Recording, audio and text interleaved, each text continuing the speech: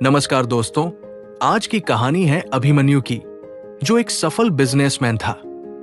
बड़ी होटल चैन का मालिक, देश विदेश में बिजनेस, बड़े लोगों के साथ उठना बैठना, luxury lifestyle, luxury cars, private plane और करोड़ों की संपत्ति। मुंबई जैसे बड़े शहर में शायद ही कोई होगा जो उसे न जानता हो। लोग उसे देखकर कहते थे, काश हमारी जिंदगी भी अभिमन्यु जैसी होती। लेकिन ये सब दुनिया को दिखाने के लिए था।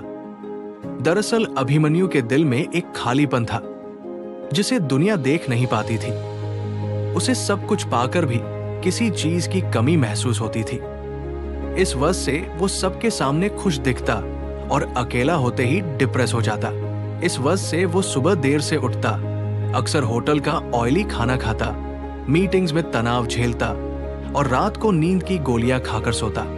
डॉक्टर उसे कई बार चेतावनी दे चुके थे, अभिमन्यु जी, अगर आपने अपनी आदतें नहीं बदली तो आपको बड़ी बीमारी हो सकती है।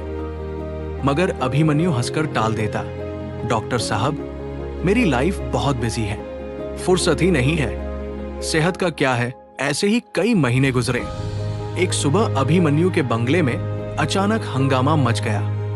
अभिमन्यु को सीने में तेज दर्द हुआ, पसीना छूट गया और वो फर्श पर गिर पड़ा।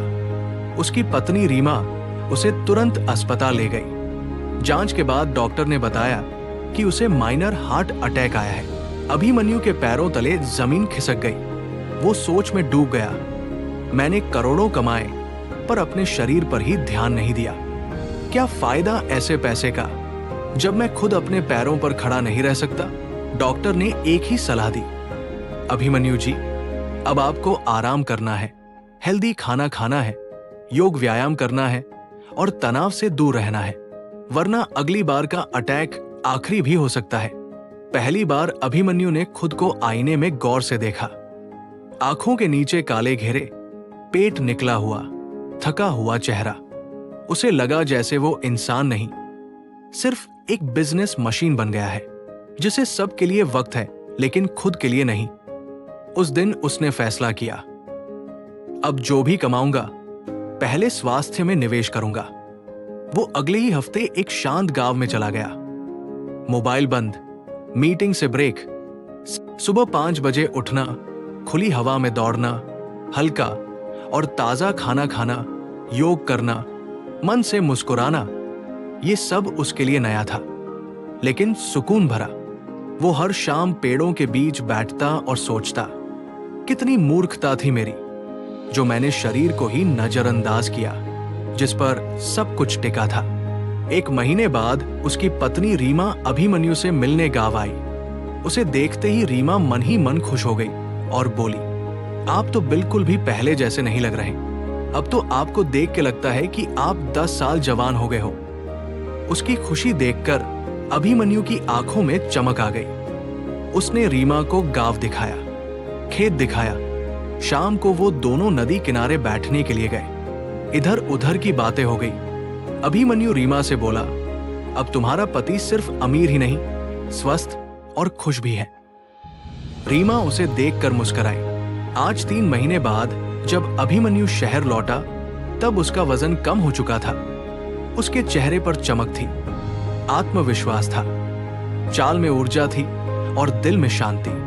अब वो मीटिंग्स में पहले वर्कआउट टाइम पूछता, फिर बिजनेस प्लान। अब उसकी कंपनी में हर शनिवार हेल्थ डे मनाया जाता, जिसमें सब कर्मचारी योग करते, हेल्दी फूड खाते और माइंडफुलनेस वर्कशॉप्स होती।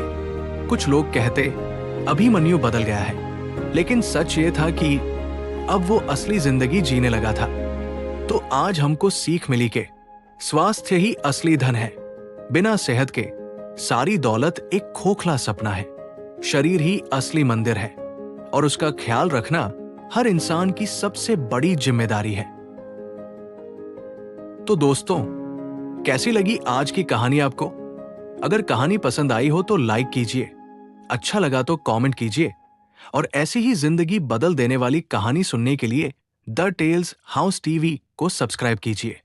जल्द ही मिलते हैं। धन्यवाद।